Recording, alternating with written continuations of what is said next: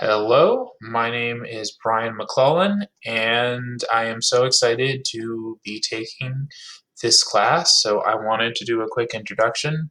So, here's two photos of me that I thought were okay. Here's one on the left of me reading with my bookworm son, Stephen, The Polar Express.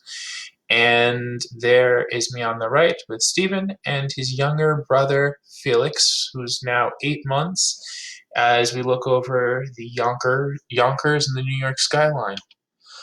So the learning goal of this video is to introduce myself and to demonstrate my ability to practice proper internet etiquette or netiquette for online classes. The alternative objective associated with this video, as I took the Makerspace class, um, I saw that there were a lot of different ways to create alternative assignments instead of the standard essay. This video narrative is one way people demonstrate and apply their understanding of content and domains. This video is to demonstrate that I can make a video in this genre.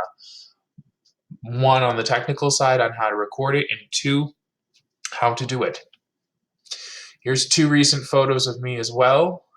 Here's me with my son for Touch a Truck Day outside of the New Rochelle Public Library. And here is me with Felix. And we are at the Museo del Barrio's Don Coqui bilingual story time. Why do I want to be a library media specialist? I love learning and reading all sorts of literature and nonfiction. So this job, I think, is going to give me an opportunity to push myself to continually read, to be knowledgeable. I am excited to teach and connect with students about reading, literature, and their own learning interests. And while I'm not a programmer per se, I consider myself very tech savvy, and I'm always learning about new apps and resources. So I see all three of these helping me in what I will be doing as a library media specialist.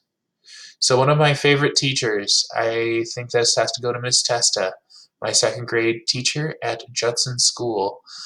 She was passionate about teaching us reading, and I can think of, oh gosh, way too many books she introduced us to, outside of the standard reading textbook for ELA.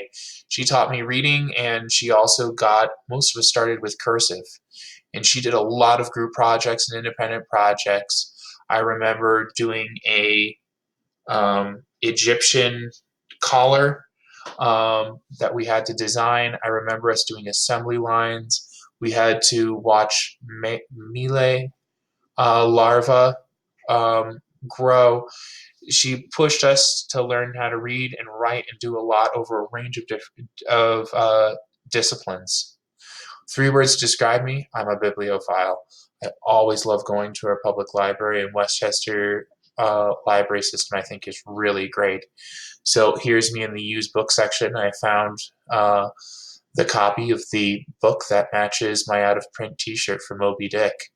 I'm outgoing, and I'll tell you a little bit more about this.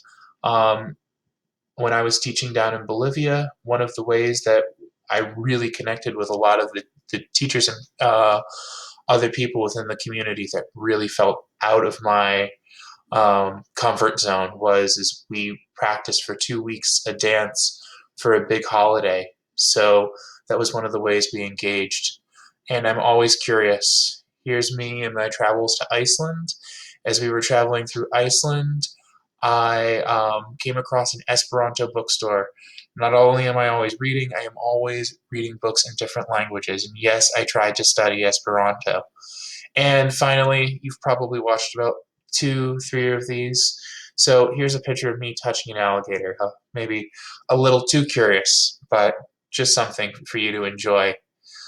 So that's the fun fact about me. I volunteered for 2 years teaching English in Bolivia, and we would go to these rural communities. Some of them were one room schoolhouses. Others of them were huge, like 120 students, huge for a rural community.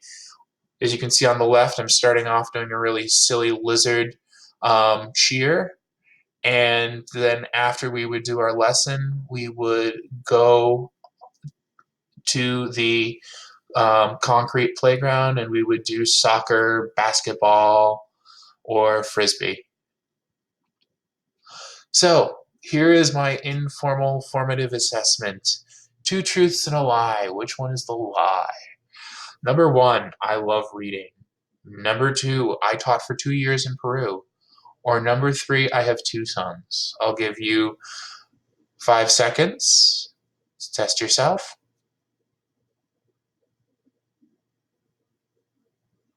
So the answer is number 2. I did teach 2 years in Bolivia, but not Peru.